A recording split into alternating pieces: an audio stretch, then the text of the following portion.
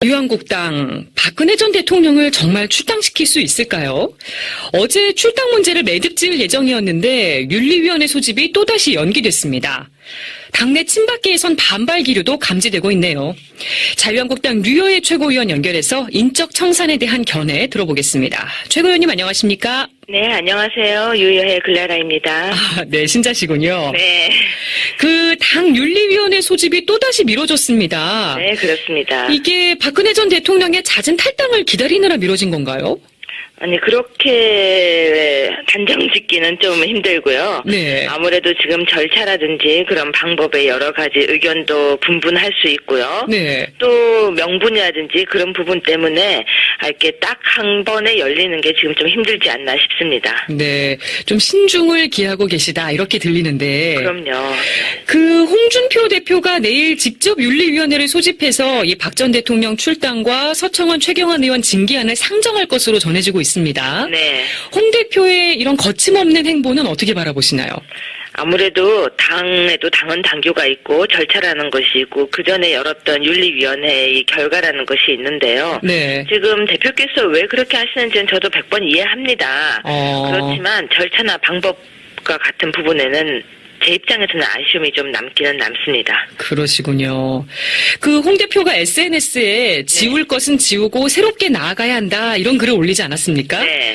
이게 결국 바른정당과의 통합 또 내년 지방선거를 위한 결단이다 아닌가 이런 측면도 있다고 보시나요? 그런데 그런 예를 들어서 정치적인 것과 네. 아니면 도덕적인 것 그리고 법치적인 것을 따졌을 때 사람들은 이렇게 이야기합니다. 이건 정치하라고 이야기를 합니다. 근데 전 정치의 근간도 역시 법치, 기본을 무시해서는 안 된다고 생각하는데요. 네. 순리대로 어떤 문제에 대해서 해결해 나가야지 너무나 정치적인 이해를 앞세워서 해결하려고 한다면 어쩌면 국민들이 바라볼 때는 자유한국당이 더 반성해야 한다는 비판이 나올 수 있지 않을까라고 저는 바라봅니다. 네. 그래서 지방선거를 위해서 박 전 대통령에 대해서 지우기다라고 말은 하고 있지만 어떻게 보면 너희는 반성했느냐라는 역공격을 당할 수도 있지 않을까라고 생각해 봅니다. 네. 박 전 대통령 출당과는 또 별도로 당 차원의 반성도 필요하다는 말씀이시네요. 그럼요. 당 차원에서 무엇을 반성했느냐, 의원들은 무엇을 반성하느냐, 자유한국당은 무엇을 반성했느냐, 제대로 된 반성이 무엇이 있느냐라고 이야기를 한다면은 네. 예를 들어서 전 국회의원들이 한 번에 다 전국을 돌면서 정말 바닥에서 엎드려서 한 적이 있는가? 또는 전 국회의원들이 세비를 20% 정도 반납한다고 한 적이 있는가라고 만약에라도 이야기를 한다면 아직 그런 게 없었습니다. 네. 그래서 그런 진짜 처절한 반성의 시간이 아직은 없었기 때문에 저는 자유한국당에서 지금 있는 당원으로서 그리고 최고위원으로서가 아니라 한 사람의 일반 외부에 있는 국민으로 바라봤을 때 무엇을 했느냐라는 질문을 한다면은 네. 어쩌면 또 약간 부끄러워질 수도 있지 않을까 싶습니다. 당 차원의 반성까지 언급을 해주셨는데 네. 홍 대표가 윤리위에서 박 전 대통령 출당 징계안을 처리하면 열흘 후에 강제 출당 조치가 이루어집니다. 네. 사실상 이달 말에는 박 전 대통령이 자유한국당을 떠날 것으로 예상이 되는데요. 네. 박 전 대통령이 없는 자유한국당 어떻게 보세요? 그런데 지금 좀 잘못 알려진 게 있어서 제가 하나만 정정하겠습니다. 네. 박 전 대통령이 자유한국당 제1호 당원이라고 알려져 있는데요. 네네. 그건 아닙니다. 그건 잘못 알려져 있습니다. 그런가요? 그럼요. 지금 잘못 기사가 나가고 있는데요. 네. 자유한국당의 1호 당원은 원래 과거부터 계속 당명이 바뀔 때부터 누적되어 왔기 때문에 1호 당원이 아니십니다. 네. 그래서 자유한국당의 당원 1호 당원이기 때문에 상징성 그런 부분은 아니고요. 잘못 나가고 있는 기사고요. 네. 그리고 출당 조치가 돼서 자진 탈당까지 이어지는 그 절차 과정상도 네. 사실은 그 과정이 국민들이 바라볼 때 박근혜 전 대통령 혼자만이 안고 가는 그게 맞을까라는 저는 이제 여론도 있을 거라고 보여집니다. 이제는. 네. 그리고 그대로 자진 탈당이라는 그러니까 탈당 조치까지 계속 이어지는 이 절차상의 문제가 지금 문제가 아니라 그렇다면 그 다음 단계가 우리 자유한국당에 무엇을 하고 있는 모습을 보여주는 것까지가 국민들이 바라보고 계실 텐데 박근혜 전 대통령이 나가고 난 뒤에 자유한국당이 바뀌는 어떤 큰 변화를 보여줘야지만 그래도 뭔가 효과가 있었다 할 텐데요. 만약 더 흔들리는 모습을 보여준다면 자유한국당은 결국 박근혜 전 대통령이 있어서 유지됐다라는 비판을 더 받지 않을까. 저는 그런 생각도 하게 됩니다. 그런데 탈당 이제 탈당이 되고 난 뒤에 네. 정말 자유한국당이 전체가 모두가 움직인다면, 제가 아까도 말씀드렸지만 모두가 나가서 네. 거리에서 사죄도 하고 이런 모습을 보인다면, 아 그래 자유한국당은 역시 하나의 큰 공당이었던 거지 누구의 당이 아니라는 또 칭찬도 들을 수가 있거든요. 네. 그래서 자유한국당이 지금 기로에 서 있다고 볼 수 있습니다. 네, 당 차원의 이런 반성 작업이 반드시 필요하다는 말씀이신데. 저는 그렇게 생각합니다. 네. 그런데 당장 당내 친박계가 이 출당 조치에 대해서 지금 반대하고 있습니다. 네. 강제로 당적을 정리하는 건 가혹하다. 네. 뭐 현대판 고려장이다. 본인이 스스로 정리하도록 하는 게 올바르다. 뭐 이런 주장인데요. 네. 박 전 대통령에게 결자해제 차원에서 자진 탈당의 기회를 더 줘야 된다고 보시나요? 근데 이건 저희 당에서 좀 잘못한 점일 수도 있는데요. 네. 왜냐하면 좀 더 빠르게 계속해서 이렇게 연락을 취하고 아니면은 또 여러 가지 방법을 통해서 그렇게 권유를 할 수도 있지 않았을까 싶고요. 또 하나는 네. 박근혜 전 대통령과 그리고 우리가 흔히 말하는 우리가 지금 계속 이야기하고 있는 가장 가까이 계시는 분들도 당을 위해서 그런 이야기를 먼저 해주셨다면이라는 아쉬움은 저는 남습니다. 그리고 그렇게 보시는구나. 박근혜 전 대통령께서 재판이 진행될 때 이미 윤리위원회에서 이 부분을 제가 직접 같이 결정한 적이 있었습니다. 제가 네. 윤리위원일 때요. 네. 근데 그때 이미 이 부분을 많이 고심을 했었고, 그리고 그 부분이 결정이 되었었는데, 네. 다시 지금 또 이 문제가 다시 나와서, 과연 이제 이걸 어떻게 받아들여야 될지는 또 그 부분 또한 논란을 불러일으킬 것 같습니다. 아, 그러니까 당에서 미리 진작 더 적극적으로 나서지 않았었다 이런 얘기신 거죠? 그러니까 예를 들어서 조용히 나섰던 것 말고 네. 좀 더 계속 적극적으로 전 대통령을 만나러 간다든지 면회를 간다든지 아니면 계속해서 편지와 서신이 계속 오가는 모습이 그래도 차근차근 언론에 나왔다면 네. 국민들도 좀 더 수긍하기가 쉽지 않았을까 싶습니다. 네. 아, 박 전 대통령이 자진 탈당 권유를 받아들일 수 있을까요? 어떻게 보세요? 참 어려운 질문을 저한테 하시는데요. 저는 사실 제가 가장 어려운 게 남의 마음을 가장 읽으려고 할 텐데요. 네. 근데 좀 찹찹하지 않겠습니까? 그냥 뭐랄까 변호인단도 다 사퇴한 이때 네. 그리고 본인이 이 당에서 함께 새누리당이라는 이름을 만들고 네. 또 함께 그 당에서 다 같이 의원들을 배출할 때 네. 함께 다 아시겠지만 박근혜 전 대통령 사진을 찍으면서 그 당시에 또 공천을 받고 의원이 되신 분들도 계셨을 텐데 네. 모두가 나를 나가라고 한다라고 하면 기분이 참 찹찹하지 않을까요? 저는 이거는 그냥 제가 이 당에서 최고위원으로서 하는 이야기가 아니라 네. 그냥 제가 생각해 봤을 때 저도 가톨릭 신자로서 이 부분은 아무리 기도를 해봐도 그분의 마음을 제가 대신 알기가 참 힘든 지문입니다. 네.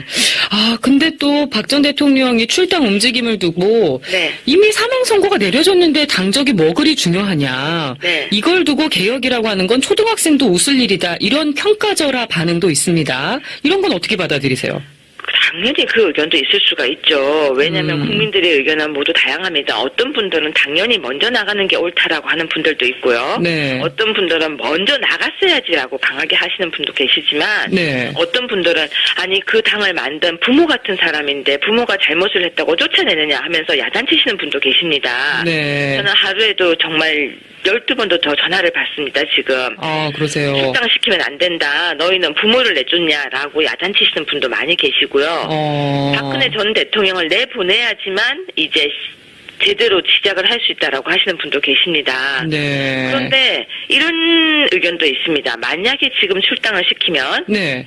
새로 만들어진 애국당이라든지 다른 당에서 네. 박근혜 전 대통령을 모시고 갈 수 있다. 그렇기 때문에 애국당 또 과거 새누리당 이렇게 여러 당이 있지 않습니까? 보수가. 네네. 그 당에서 모시고 갈 경우에 어떻게 할 거냐? 성급하게 탈당 추진을 하면. 네. 그런 이야기가 있습니다. 그래서 지지자들이 다 그리 몰려갈 수도 있는데 라고 네. 하는데요.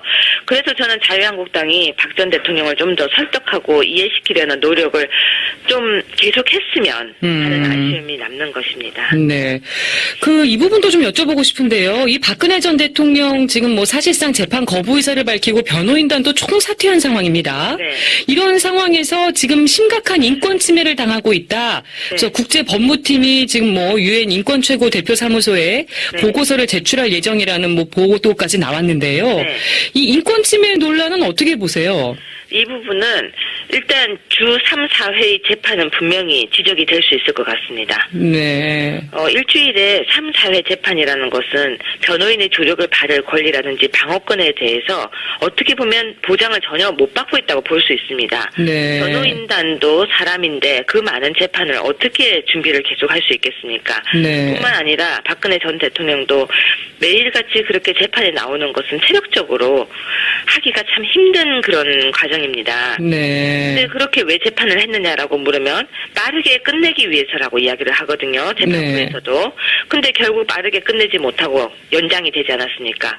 연장이 될 것 같았으면 그 정도 우리가 흔히 말하는 속도 조절을 해서 주 2회 정도로 했어야지 주 3, 4회는 너무 가혹하다는 이야기는 분명히 지적을 받을 수가 있고요. 네. 또 오갈 때 계속해서 화면에 계속 우리가 흔히 말하는 방송으로 보도가 되고 있습니다. 네. 근데 그 모습들이 누가 봐도 좋지 않은 모습으로 계속 변해가는 모습이 방송에 나오고 있지 않습니까? 근데 그게 과연 우리가 항상 이야기할 때 피의자, 피고인의 인권이라고 이야기를 하고 있는데 네. 전 대통령이라고 하는 이유만으로 오가는 모습을 계속해서 노출시키고 우리가 얼마짜리 핀이 교도소에서 사용했다더라. 네. 머리를 직접 올렸다더라.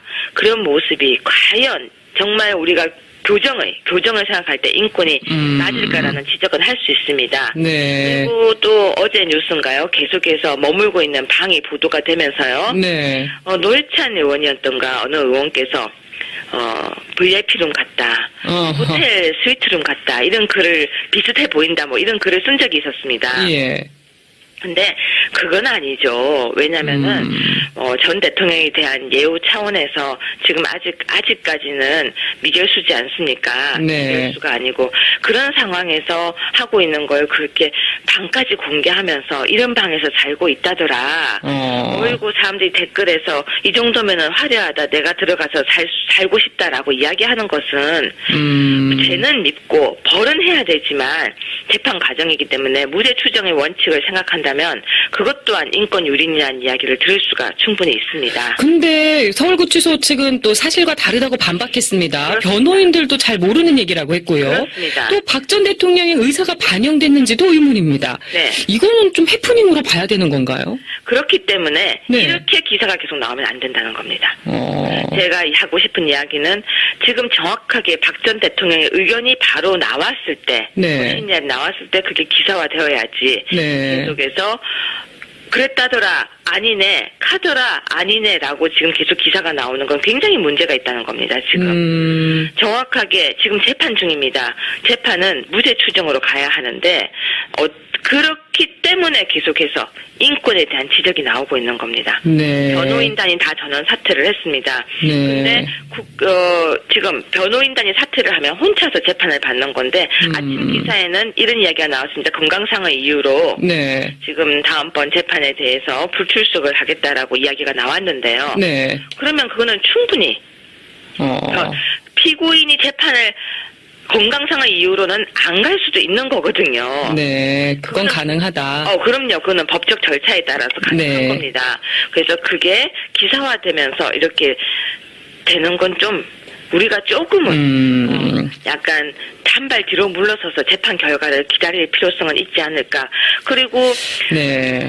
우리가 보통 불구속으로 재판하는 것을 원칙으로 하고 있습니다. 원칙은요. 네네. 근데 지금 증거인멸이라는 이유로 다시 구속이 연장되었는데 증거인멸이라고 단정 짓는 것 또한 네. 또 어떻게 보면 예단 금지 또는 증거가 이제 이미 그만큼 조사가 끝났어야 되는 시점이거든요. 네. 이제는. 그렇다면 검찰도 네. 이 부분에 대해서는 어떤 변명을 하기에는 좀 부족하지 않을까 싶습니다. 네. 시간이 다 됐지만 한 가지만 더 여쭤봐야겠습니다. 네. 지금 법학자 출신이시기도 하잖아요. 그럼요. 그 재판부가 지금 국선 변호인을 직권으로 선정할 가능성이 높은데 네. 일부에서는 이 사건 기록이 방대하고 파급력이 큰 사건이라서 국선 변호인 선정도 쉽지 않을 거란 얘기도 있습니다. 네. 또 국선 변호인으로 지정될 사람이 거부할 수 있다는 얘기도 있고요. 네. 이 점은 어떻게 보시는지 짧게 의견 부탁드립니다. 근데 지금 나오고 있는 기사 중에서는 이제 대통령이 만약에 국선 변호인을 거부할 경우에는 걸석 재판이 진행될 것이고 걸석 재판이 진행될 경우에는 피고인에게 불리할 수 있다. 이런 기사가 나오고 있는데요. 네. 이것도 역시 걸석 재판이 정말 진행될 수 있는 사건인지도 봐야 합니다. 제가 볼 땐 걸석 재판도 안 될 수가 있습니다. 이 자유가요. 그래서 제가 계속해서 법적으로 지적을 하자면 네. 변호인단도 국선 변호인을 선임하는 것도 역시 맞습니다. 방대한 자료이기 때문에 국선 변호인 네. 누가 이걸 하느냐도 굉장히 관건입니다. 예. 그래서 이만큼까지 사안을 바라보고 재판부도 검찰도 신중하게 이 재판의 과정을 이끌고 네. 나갔어야 한다는 것을 전 마지막으로 정말로 지적하고 싶습니다. 그렇게 보시는군요. 네, 지금까지 자유한국당 류호의 최고위원과 이야기 나눠봤습니다. 인터뷰 감사합니다. 네, 고맙습니다.